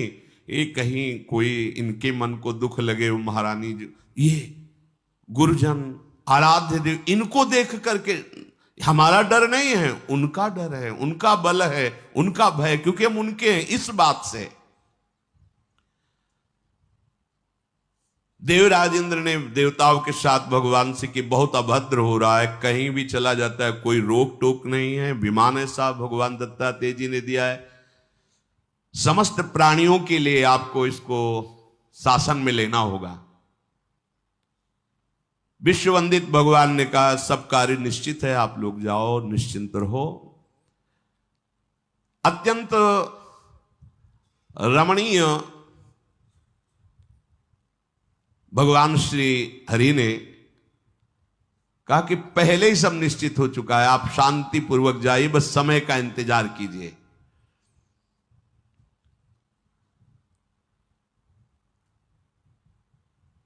देवताओं ने कहा, प्रभु आपने ऐसा कह तो दिया, पर थोड़ा तो हमें संकेत कर दीजिए कि जिससे हमें पता चले कि इसका बल इतना बड़ा हुआ है, कौन कब प्रकट होगा, कैसे, तो हम उतना धैर्य तो धारण करेंगे। तो उन्होंने कहा कि एक महाबली राजा इस समय भूमंडल पर शासन करते, जिनका नाम गाधी है। वो इस समय राजधानी छोड़कर वन प्रदेश में मंत्र का अनुष्ठान कर रहे हैं। उसी अनुष्ठान से पूर्ण उनके एक कन्या उत्पन्न हुई है, जो बहुत ही सुंदरी है। उसके विवाह का समय आ गया है, और भृगु जी के पुत्र महान तपस्वी ऋचिक मुनि ने उसको देख लिया है, वो उसका वरण करेंगे। ऋषियों का यह था कि इनका देखने का तात्पर्य कोई काम भाव से नहीं होता था। भगवान ब्रह्मा जी को सब ऋषियों का आदेश स्वीकार करने के लिए प्रेरणा होती थी, आप गृहस्थ धर्म स्वीकार करें और एक संतान चाहे उत्पन्न करें, क्योंकि ऋषियों की संतान हम सब हैं। अगर अपने अपने गोत्रों की तरफ पहुंचो तो हम सब ऋषियों की ही संतान हैं। तो गाधी ने कठोर व्रत का पालन करने वाले ब्रह्म ऋषि ऋचिक को देखा क्यों आ रहे हैं? ऋषिक जी ने कहा कि मैं आपकी कन्या को देखा है और इससे हम पाणिग्रहण संस्कार स्वीकार करके पत्नी रूप में आपसे याचना करते हैं। तो उनका ये तो हमारे बड़े अहोभाग्य कि आप जैसा महान भृगुवंशी ऋषि हमारी पुत्री का पति होगा। पर हमारे पूर्वजों में राजा लोग बड़े सावधान होते थे। क्या होता था कि हड्डी हड्डी, त्वचा में झुर्रियां, कुशाया बलकल की लंगोटी और लौकी का कमंडल, और मांग क्या रहे? राजकुमारी जो महलों में रह रही, ना करे तो भस्म हो जाए। उन्होंने कहा कि हमारे यहां एक नियम चला रहा है कि जो हमारे पुत्री को लेगा उसको शुल्क देना होगा। उन्होंने कहा हाँ बोलिए क्या शुल्क है? विचार किया कि ऐसा शुल्क मांगे कि जो ये दे न सके। तो उनका हमें चाहिए कि वायु वेग से चलने वाले 1000 घोड़े जिनका कान श्याम वर्ण का एक हो और पूरा शरीर श्वेत हो। एक कान केवल श्याम वर्ण और पूरा शरीर श्वेत का, जल में, थल में और वायु में भी चल सके। हाँ ठीक है, सुरक्षित रखना कन्या को, किसी को और का वर्ण मत कर देना, हम व्यवस्था करते हैं। सीधे एकांत हुए, वरुण देव का स्मरण किया। भगवान वरुण उपस्थित हुए। उन्होंने कहा ब्याह की इच्छा हुई है, शुल्क में हमें 1000 घोड़े चाहिए जो श्वेत वर्ण के, जिनका कान श्याम वर्ण का। महाराज हाजिर, तुरंत जल में, थल में, वायु में, अग्नि में, सब जगह सुरक्षित चलेंगे। हाँ ठीक, आ गए, ये शुल्क लीजिए। अब तो कुछ कहने का नहीं। जैसे सौभरी ऋषि के मन में आया कि ब्याह करें, तो इधर उधर ले गए, सीधे मानधाता के पास गए और कहा कि हमारी इच्छा हुई कि अब हम ब्याह करें। तो आप अपनी राजकुमारियों में 50 थी, किसी एक को बोल दीजिए मुझे वरण कर लें। अब कैसे? शरीर से जैसे मछली की गंध आती है, ऐसे जल में रहने से शरीर सेवार आदि लगी ऐसे। अब डर तो रहे थे कि कुछ बोले तो सांप न दे दे, हाँ बोले तो राजकुमारी। पास बैठना तो मुश्किल, ऐसी गंध आ रही थी। यमुना जी में और जल में समाधिस्थ होकर भजन करते थे, कोई मकान नहीं, कोई कुटिया नहीं। मानधाता ने कहा आप महाराज बड़ी कृपा की, महल में जाओ, जो राजकुमारी पसंद कर ले उसे आप वरण कर लो। अच्छा, मतलब समझ गए कि हमें कौन पसंद करेगा। ऐसा रूप धारण किया। उन्होंने कहा मंत्री से बोल दो जाके कि महल में बोल दे कि महाराज सौभरी आ रहे हैं और जो पसंद करना चाहे पसंद कर ले। जब महाराज प्रवेश हुए तो शरीर से दिव्य सुगंध, नव यौवन अवस्था, दिव्य तेजों में शरीर। 50 ने कहा चलो 50 का वरण। मानधाता से कहा 50 तैयार है, 50 ब्याह करेंगे। तो उनका महाराज को दक्षिणा भी ले लीजिए जिससे कुछ खाने पीने की व्यवस्था। बोले नहीं, कल आ जाना यमुना किनारे तुम, और तुम देखना कि चक्रवर्ती सम्राट होकर तुम्हारा वैभव क्या है, और मैं एक लंगोटी वाला बाबा जी, मेरा वैभव क्या है। संकल्प से अमरावतीपुरी से भी सुंदर राजधानी तैयार कर दी और सब रानियों के दिव्य महल। एक दिन बैठे थे, छोटे छोटे बच्चे खेल रहे थे, तब उनको होश आ रहे, जिस तपस्या को भगवान की प्राप्ति के लिए संचय किया था वो सब ये ठगा गया। तभी लिखा है संगम त्यजेत मिथुन व्रति नाम मुमुक्षु सर्वात्मना न विसृजेत बहिरिंद्रियाणि एकश्चरन् राष्ट्र चित्त मनंती से युंजी तद वृत्ति साधुश्चेत प्रसंगा। बोले कभी भी मुमुक्ष धर्म अर्थात मोक्ष प्राप्त करने वाले उपासक को गृहस्थ धर्म का अवलंबन करने वाले अर्थात मैथुन धर्म से युक्त किसी भी प्राणी को नहीं देखना चाहिए। एक मछली को मैथुन धर्म से युक्त देखकर मेरी ये दुर्दशा हो गई, वो दुर्दशा ही कही जाती है। जहां सच्चिदानंद भगवान की प्राप्ति, वहां उसी तप का प्रयोग माया रचना में, माया के भोगों में। 1000 की संख्या के वो अश्व अर्पित किए। अकृतवर्ण जी सुना रहे कि ऋचिक मुनि ने वरुण से वो जब श्याम कर्ण के घोड़े आकर के दिए तो सम्मान के साथ महाराज गाधी को अपनी पुत्री देनी पड़ी। विवाह हुआ। जब विवाह की बात सुनी तो ऋचिक जी के पिता महाराज भृगु वहां पधारे, अपनी पुत्र वधू राजकुमारी। और पुत्र को देखकर बहुत प्रसन्न हुए।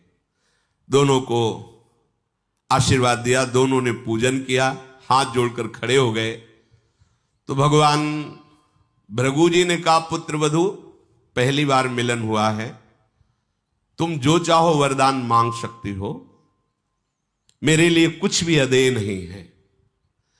तो सत्यवती जी जो ऋचिक जी की पत्नी हैं, उन्होंने हाथ जोड़कर कहा कि मेरी माता पिता के यहां पुत्र नहीं है, मैं ही एक पुत्री थी, एक पुत्र मेरी माता को हो और कृपा करके एक पुत्र मुझे प्रदान कीजिए। भृगु जी ने कहा, ठीक है, तुम स्नान करने के बाद वो पीपल का वृक्ष, उसका आलिंगन करना, और ये मैं चरु बना रहा हूं, तुम इसको पाना, और अपनी मां को बुला लो, वो भी स्नान करे और बट वृक्ष का आलिंगन करे, और ये चरु अपने मां को पवा देना। ऐसे पुत्र प्रतापी पैदा होंगे, विश्व नमन करेगा।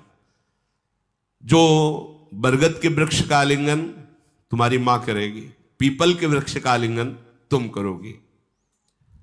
अब मां राजरानी थी, जब उनको बुलाया और ये बात कही तो जानती थी कि भृगु जी बहुत समर्थ महापुरुष है, तो उन्होंने सोचा अपने परिवार के लिए विशेष चरु की रचना की होगी।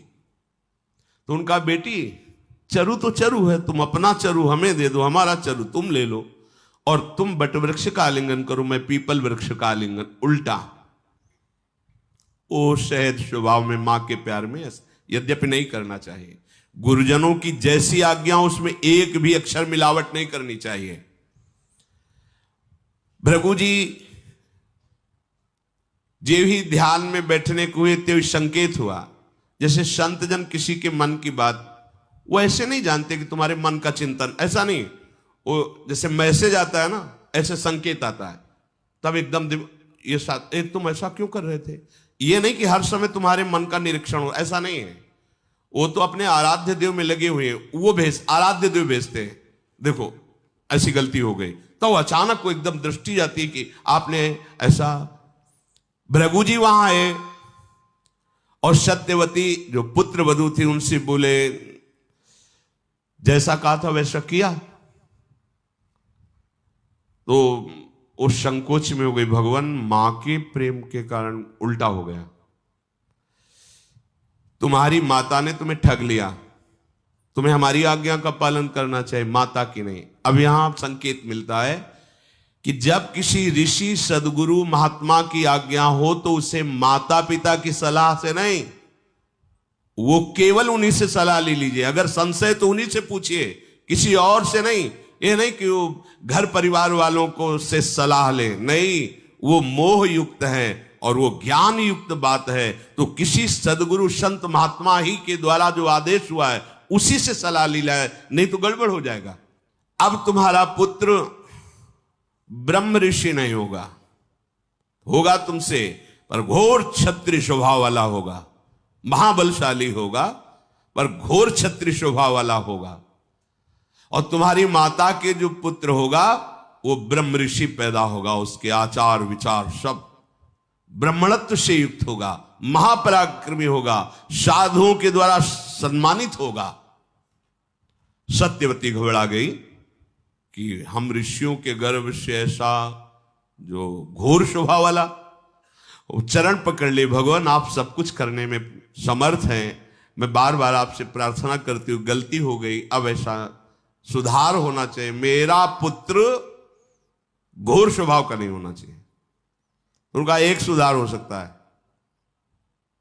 घोर स्वभाव का तो होगा लेकिन पौत्र होगा। तुम्हारी प्रार्थना से मैं प्रसन्न, इसलिए तुम्हारा पुत्र तो ब्रह्म ऋषि होगा लेकिन तुम्हारा पौत्र जो होगा अपार बलशाली और घोर स्वभाव का होगा। वो राजी हो गई। तो कुछ समय के बाद सत्यवती ने महर्षि जमदग्नि जी को जन्म दिया। जमदग्नि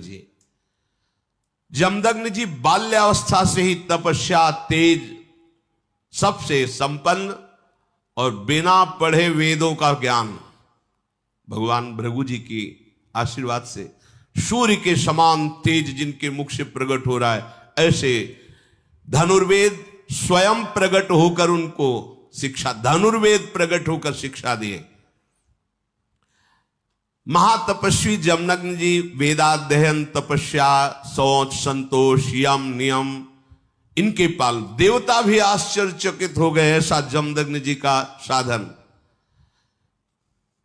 जमदग्नि जी जब युवावस्था को प्राप्त हुए तो कैसे इस सृष्टि को आगे बढ़ाएं, तो उस समय के बहुत प्रसिद्ध धर्मात्मा राजा प्रसेनजीत थे, उनके यहां गए और कहा कि मैंने सुना है तुम्हारी पुत्री का नाम रेणुका है और बहुत सुशील, व्रतधारी, संयमी है। मेरा नाम जमदग्नि है, मैं ऋषियों की परंपरा से युक्त हूं, तुम्हारी कन्या को मांगता हूं। मुनि ने जब ऐसा कहा तो आनंदित होकर चरणों में प्रणाम करके उन्होंने अपनी राजकुमारी रेणुका जी को जमदग्नि जी को दे दिया। अब राजकुमारी और एक ब्रह्म ऋषि एकदम अंतराय होता था, क्योंकि महलों में पली, महलों में बड़ी, और ये वलकल की लंगोटी और जंगल के कंदमूल फल खाना। राजकुमारी रेणुका भगवान के समान उनको पूछ करके कि हमारे प्रभु हैं, उनके साथ रहने लगी और तपस्या का अभ्यास करने लगी। पति के अनुकूल चलती, समयोचित धर्म के अनुसार जमदग्नि जी ने 4 पुत्र प्रकट किए और ये 5वें पुत्र घोर स्वभाव वाले महान पराक्रमी भगवान परशुराम जी प्रकट हुए। यद्यपि अवस्था में 5वें छोटे थे, लेकिन बल में और गुणों में सबसे बड़े चढ़े थे। एक दिन की घटना है, बड़ी सावधानी की। महाराज जमदग्नि, संध्या का समय था, उत्तम व्रत का पालन करने वाले रेणुका जी से कहा कि संध्या का समय है, संध्या तर्पण करने के लिए नदी से जल और पत्र पुष्प उपस्थित किए जाएं। वो नदी के तट पर गई। वहां मार्तिकावत देश का राजा चित्ररथ कमलों की माला पहने हुए बहुत सी स्त्रियों के साथ जल क्रीड़ा, मनोरंजन, विहार। राजकुमारी थी, महलों में पली थी, महर्षि जमदग्नि जी के कठोर तपस्या के बीच में रह रही थी, तो पूर्व संस्कार राजकुमारी के थे ना, तो उस राजा का वैभव देखकर अच्छा लगा। उनका स्त्रियों से मिलना, हंसना, खेलना, जल विहार आदि। वो भूल गई कि मुझे पहुंचना है महर्षि के पास, और वो मानसिक विकार से युक्त हो गई। हृदय में कुछ क्षण के लिए एक अशांति पैदा हो गई। वो अच्छा लगा, उनकी काम चेष्टा, जो उनका वो जल भी, उनको अच्छा लगा, अच्छा लगा, बस ये बात है। तुरंत होश आया, अरे महर्षि तपस्वी त्रिकालज्ञ है, वो तो मेरे हृदय की बात जान जाएंगे। अब घबरा गई, पुष्प और पत्र लेकर पहुंची। एक दृष्टि में जमदग्नि जी ने देखा, विलंब कैसे, घबरा गई। कैसे बतावे कि राजा स्त्रियों के साथ जल केली कर रहा था, उसे देखकर मेरे मन में ऐसा। आंख मूंदी एक क्षण और कहा, तुम धैर्य से च्युत हो गई, ब्रह्म तेज से वंचित हो गई, तुम्हारा आचरण धिक्कारपूर्ण है। हम ब्रह्म ऋषियों के समीप रहने वाली किसी को देखकर मन विचलित हो जाए। चारों पुत्र बैठे हुए थे, कहा खड़े हो, अस्त्र उठाओ, गला काट दो इसका। किसकी हिम्मत की मां का गला काट दे। वो सर झुका के खड़े हो गए। चारों माता के चरणों में प्रणाम, क्योंकि परम पवित्र, कहीं कोई गलती नहीं थी। पहले था मन से भी पाप नहीं सोच सकते, इन्होंने पाप सोचा नहीं था, उस क्रिया को देखकर अच्छा लगा था, बस। जीना मुश्किल हो जाए। अब देखो, अगर ऐसे दंड मिलने लगे ना, इसीलिए कहते हैं हमारी अलवेली सरकार लाडली जो है, तो उन्हीं के बल से छाती ठोक के कहते भगवत प्राप्ति हो जाएगी। ये तो भगवत प्राप्ति, दिन में हजारों बार झूठ बोलते होंगे, हेलो आप कहाँ हो। वो इस समय तो हम आगरे में हैं और हैं वृंदावन में, बगल वाली गली के घर से बात कर रहे हैं और झूठ पूरा बोलते चले। हम धर्म से भी नहीं चल पा रहे। बोले हम कसम से कहते हैं, ये जो कपड़ा है ना आपको जो दिखा रहे हैं, बस आपके कारण 120 रुपया मीटर कह रहे हैं, ये कसम से कह रहे हैं। ये बिल्कुल इतना मुनाफा नहीं है और 70 रुपया मीटर का है। 1 मिनट में कसम झूठी 30, 40, 50 रुपया के लिए खा गए। मतलब अगर जांच की जाए तो धर्म से भी चलना मुश्किल हो, फिर भगवत प्राप्ति। लेकिन चाहे जैसा दुराचारी पापाचारी क्यों न रहा हो, मेरी लाडली के गोरे चरणारविंद का आश्रय ले लिया और राधा राधा तो इतनी अलवेली सरकार, अलवेली इसीलिए कहा गया, अलवेली सरकार जा माफ किया, चल आनंद भोग। श्री जी आगे उसको बढ़ा देती। नहीं तो भगवत प्राप्ति, तभी तो कहा गया अत्यंत कठिन भगवत प्राप्ति है। इस अपराध का क्या दंड दे रहे हैं जमदग्नि जी? गला काट दो। चारों पुत्र सर झुकाकर खड़े हो गए माता के चरणों में प्रणाम करके, क्योंकि कभी कोई गलती नहीं की थी। महर्षि देखा कि मेरी आज्ञा का पालन पुत्र भी नहीं कर रहे, तो उनका जाओ विचार शक्तिहीन हो जाओ, तुम्हारी बुद्धि जड़ अर्थात तुम सब पागल हो जाओ, घूमो ऐसे ही घास फूस बटोरते। उसी समय देखा कि फरसा धारण के अमित तेजस्वी भगवान परशुराम जी पधारे। जमदग्नि जी को प्रणाम किया उन्होंने। उनका बेटा बिना कुछ विचार किए मेरी आज्ञा का पालन करो, अपनी माता का सर काट दो। प्रणाम किया और तत्काल फरसे से सर काट दिया, माता का सर काट दिया। जब सर काट दिया तो उनका कोप शांत हुआ, प्रसन्न होकर बोले बेटा तुमने जो हमारी आज्ञा का पालन किया इससे मैं बहुत प्रसन्न हूं, कोई ऐसा नहीं कर सकता था, तुम ही हो कि पिता की आज्ञा का पालन किया। बोलो तुम्हारी क्या कामना है? तो उनका मेरी मां पुनः जीवित हो जाए और उनको कभी स्मृति भी ना आवे कि मैंने प्रहार किया था। तथास्तु। जानते थे भगवान परशुराम जी कि मेरे पिता इतने सामर्थ्यशाली, उनको कभी इस घटना की स्मृति भी ना आवे। बोले तथास्तु। और दूसरी बात, मेरे भाइयों को जो आपने शाप दे दिया है कि वो जड़वत पागलवत हो जाए, तो मैं आपसे प्रार्थना करता हूं पुनः वो स्वस्थ और विवेकवान हो जाए। उनका तथास्तु, ऐसा ही हो।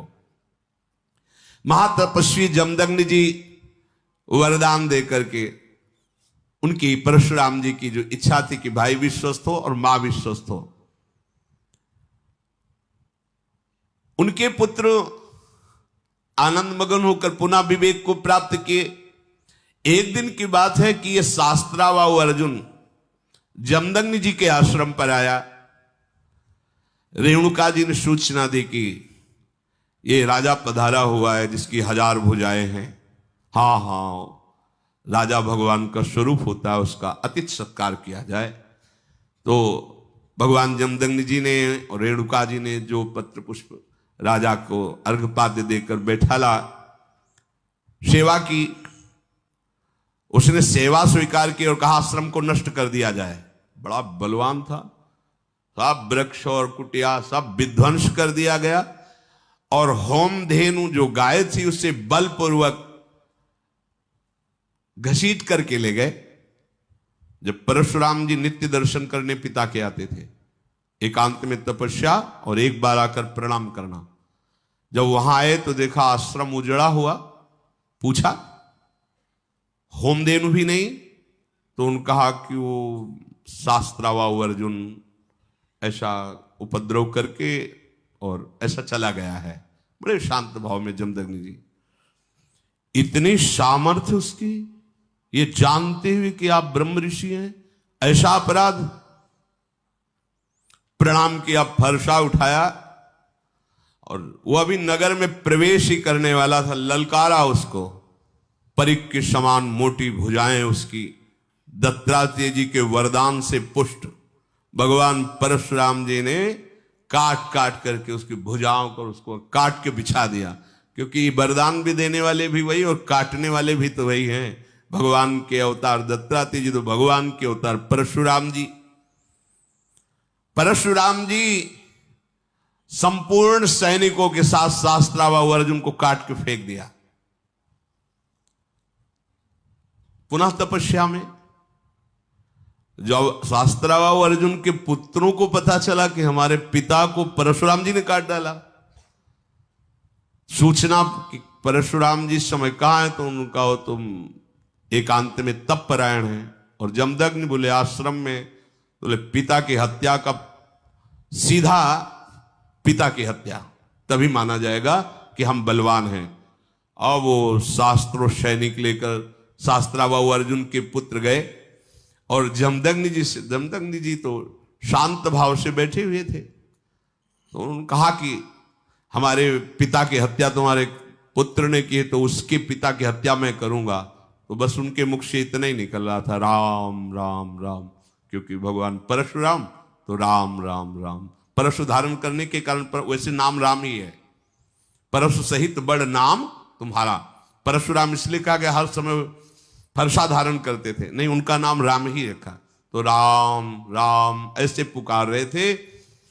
उन आताताइयों ने इतने बाण मारे कि कोई भी अंग नहीं बचा महर्षि जमदग्नि का, और उनके प्राण निकल गए।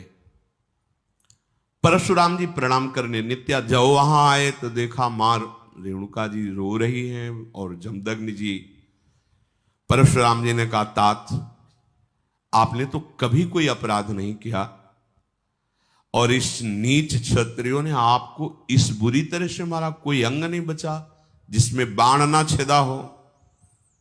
पिताजी आप तो सदैव तप के मार्ग में चलने वाले, शास्त्र सम्मत मार्ग में चलने वाले, कभी किसी जीव का कोई अपराध नहीं, तो ऐसी मृत्यु कैसे उचित हो सकती है?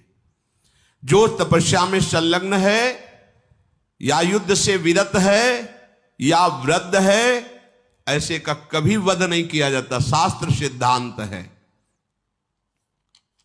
भगवान परशुराम जी ने कहा कि निर्लज्ज राजकुमार जन ये नहीं जाने कि आप वृद्ध भी हैं, तपस्वी भी हैं, और युद्ध से विरत भी हैं।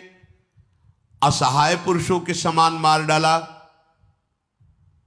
भांति भांति से विलाप करके करुण क्रंदन करने लगे भगवान परशुराम। फिर मानो साक्षात यम प्रकट हो गए, ऐसे क्रोध से लाल आंखें हो गई, और उन्होंने हाथ में जल लिया और कहा, इस वंश का विनाश कर दूंगा, एक भी इस वंश में नहीं रहने दूंगा। क्षत्रिय शिरोमणि युधिष्ठिर जी, भगवान परशुराम जी ने जब संकल्प किया तो पृथ्वी थर्रा उठी, और हमारे गुरुदेव भगवान परशुराम ने अकृतवर्ण जी कह रहे 21 बार घूम घूम करके समस्त भूमंडल के राजाओं का नाश किया, कुल के कुल विनाश कर दिए।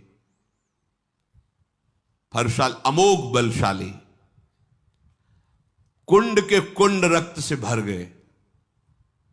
भगवान परशुराम जी का एक घोर कर्म देख करके जमदग्नि जी के पिता ऋचिक वो प्रकट हुए और कहा, जमदग्नि कुमार बस हो गया, अब एक भी क्षत्रिय का वध नहीं करोगे, तपस्या करो, यज्ञ करो, मंत्राकार वृत्ति करो, जो ऋषियों का धर्म है। ये ऋषि धर्म नहीं है, आप घोर स्वभाव से जो विचरण करते हुए, अब बस भगवान परशुराम जी ने उनकी बात स्वीकार की, और जितनी भी राजाओं के वध करके पृथ्वी जीती थी सब कश्यप जी को दान में दे दी। संपूर्ण जगत जो आताताई राक्षस स्वभाव के क्षत्रिय थे, इनके नाश से सुखी हुआ।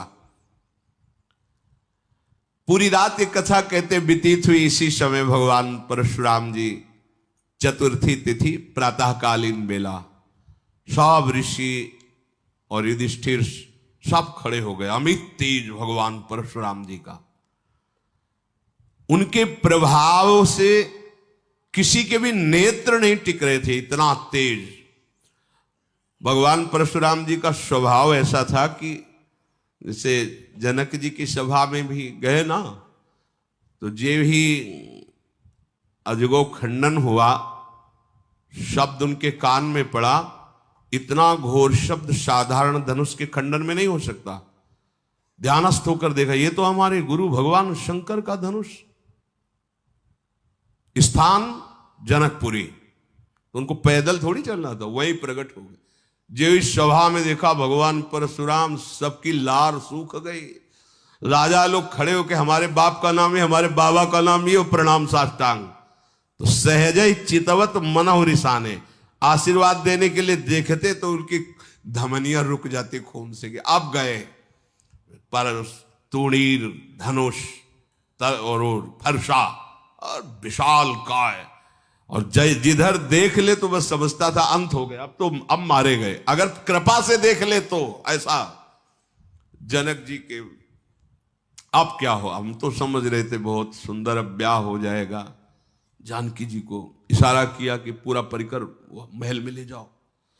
विश्वामित्र जी खड़े होकर के प्रणाम किया परशुराम जी को। परशुराम जी ने विश्वामित्र, हाँ, राम लक्ष्मण को प्रणाम किया, आयुष्मान हो।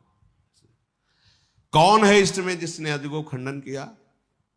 सभा में तुरंत उसका त्याग कर दिया जाए, पूरी सभा को काट डालूंगा। किसी की हिम्मत हो रही इधर देखे? जनक या तो वो सभा से निकलकर बाहर आ जाए या पूरी सभा उसका त्याग कर दे। नहीं, अभी पूरी सभा मारी जाएगी। मेरे गुरुदेव भगवान शिव के धनुष का खंडन करने वाला मेरे द्वारा मारे जाने योग्य है। किसी की हिम्मत तो पड़ रही थी कि अब कौन कहे क्या कहे। भगवान खड़े हुए, प्रणाम किया, कहा प्रभु इतने क्रोध की आवश्यकता नहीं, कोई आपके चरणों का दास ही होगा जिसने ऐसा साहस का कार्य किया। दास कैसे हो सकता है? सेवक वही होता है जो आज्ञा का पालन करे और सेवकाई करे। मेरे गुरु के धनुष का भंजन करने वाला कोई दास होता है? कैसी मीठी बातें बोल रहा है, मुझे जानता नहीं है, मैंने वो। लक्ष्मण जी का महाराज जानते हैं, हम जानते हैं, आपको अच्छी तरह जानते हैं, मैंने सुना है आपकी कथा। और आप तो बार बार बता ही रहे हो, माता का गला काटा है फरसे से, इतने बड़े वीर हो आप। अरे सारी सभा कहने लगी चुप रहो, सबके गले कट जाएंगे अभी। लक्ष्मण जी ने कहा यहां कुमड़ा की बतिया नहीं कि इसे तर्जनी दिखाओगे सूख जाएगी। ब्रह्म ऋषि के रूप में आए इसलिए प्रणाम किया और नमस्कार किया। अगर छत्री के रूप में आते और ललकारते तो तुम्हें पता चल जाता। तुम क्या समझते हो कोई वीर ही आ नहीं है? विश्वामित्र जी महाराज, भगवान राम बार बार ऐसे बोले, तुम मीठी मीठी बातें करो, ये बहुत कड़ुआ बोल रहा है। ये गोरा जो राजकुमार है ये मरेगा, मारा जाएगा। बड़ा जब भगवान बार बार विनय करते तब का अब तू नहीं बचेगा, क्योंकि तू ही मेरे क्रोध को बार बार शांत करता और ये क्रोध को बढ़ाता, पहले तेरे को ही मारूंगा। भगवान राम ने कहा प्रभु आपको मैं विनय द्वारा कहता हूं, मैं रघुवंश में पैदा हुआ। एक बार काल भी सामने आकर अगर कह दे कि मैं लड़ूंगा तो कदम पीछे हटते नहीं रघुवंशियों के। पर प्रभु जो आपसे भयभीत हो जाए वो जगत में अभय हो जाता है। बुद्धि काम नहीं कर रही थी कि ये वचन, क्योंकि ये वचन कि एक बार काल भी हो और रघुवंशियों को ललकार दे तो कदम पीछे नहीं, पर आपसे जो भयभीत हो जाए वो निर्भय हो जाता है। ये तो इतनी महिमायुक्त, जो विचारवान होते ये तो केवल भगवान बोल सकते हैं। तो उनका कि एक कार्य आप कीजिए, ये धनुष है, इसमें प्रत्यंचा चढ़ाइए आप और बाण संधान कीजिए, मेरे संशय की निवृत्ति हो जाएगी। तो बाण और प्रत्यंचा चढ़ानी नहीं पड़ी, लेत चाप आप ही चढ़ गए हो। अरे प्रभु प्रभु, और बार बार चरणों में गिरे, प्रभु मैं समझ गया आप ही हो। आप बोले अब बाण चढ़ गया है, अब समझने से नहीं होगा। बोलो तुम्हारे समस्त सुकृतों को नष्ट करूं या तुम्हारी दिव्य गति को नष्ट करूं? क्योंकि मेरा बाण जब कभी संधान होता है तो व्यर्थ नहीं जाता। तो उनका मेरी गति को नष्ट मत करो, मेरे सुकृतों को नष्ट कर दो, क्योंकि मैं गंधमादन पर्वत पर ही जाकर के तब मैंने सारी पृथ्वी दान कर दी। हमारा स्थान केवल गंधमादन पर्वत है। आप कृपा करके मेरे पुण्य लोकों को नष्ट कर दो, मेरी तपस्या के फल को नष्ट कर दो, पर मेरी गति को नहीं। तो भगवान ने अब आप विचार करो, दत्तात्रेय भगवान की कृपा से शास्त्रावाव अर्जुनित परशुराम के रूप में आकर वही उसका परशुराम जी का जो सुर वो राम जी के साथ ये हरि चरित्र जो जाल गया ना, वो आनंद मगन हो। ये हरिचरित्रों की अद्भुत महिमा।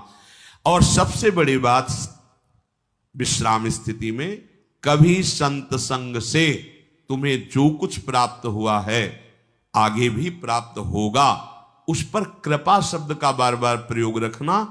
कर्ता भाव ले आओगे तो फिर बहुत बड़ी हानि हो जाएगी, क्योंकि हमें इस पर बहुत बार विचार हुआ है कि इतने बड़े महापुरुष दत्तात्रेय जी का संग करके इसके हृदय में ऐसी उद्दंडता कि ऋषियों के साथ ऐसा अभद्र व्यवहार, देवताओं के साथ अभद्र व्यवहार। अगर व्यवहार नहीं सुधरा, चरित्र नहीं सुधरा, आचरण नहीं सुधरा, तो साधु संग का फल क्या हुआ।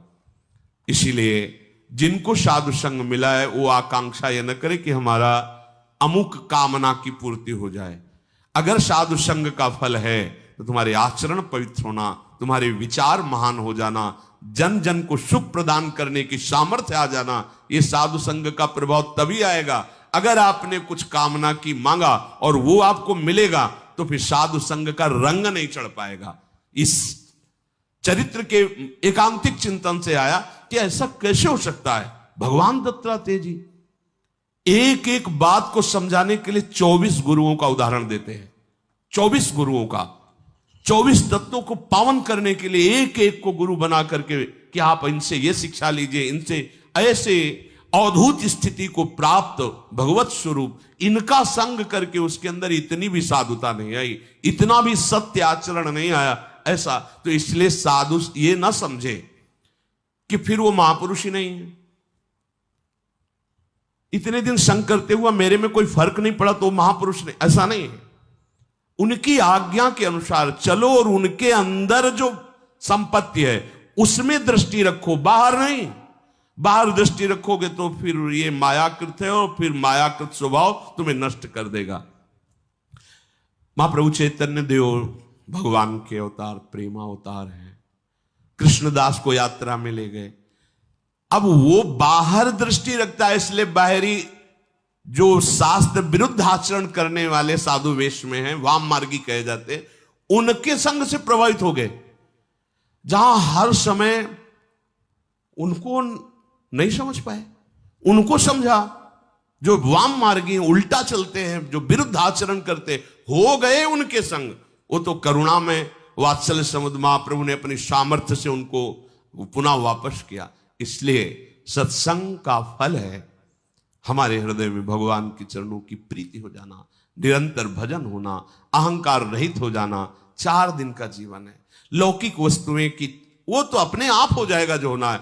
अगर प्रधानता रखोगे तो फिर साधु के हृदय की वस्तु नहीं पाओगे, और हृदय की वस्तु नहीं मिली तो लौकिक वस्तु किस काम आएगी। शरीर तो छूटेगा, यहां से तो जाना है, फिर आपके पास क्या रह जाएगा। साधु संग का यही फल है, बड़े भाग पाई सत्संगा, विनय प्रयास होई भव भंगा। संसार चक्र का ये नाश हो जाए, निरंतर प्रेम में आनंदित होकर भगवत धाम में रहे। शिष्य चर्चा के श्री राधा वल्लभ। परम सच्चिदानंद घन प्रेम समुद्र, प्रियाजू का निज महल, श्री वृंदावन धाम, प्राणाराध्य